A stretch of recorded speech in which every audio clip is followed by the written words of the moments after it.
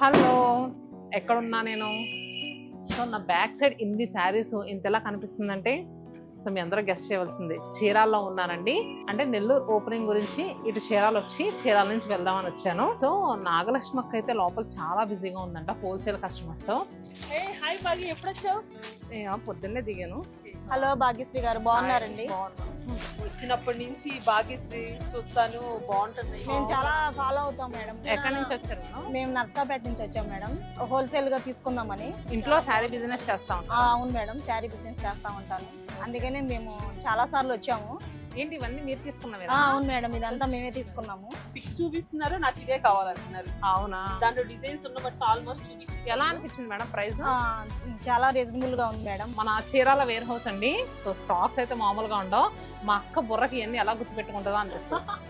మనకి Nellore store opening ఉంది కదా, మేము ఇక్కడి నుంచే ప్లాన్ చేసుకుని వెళ్తాం.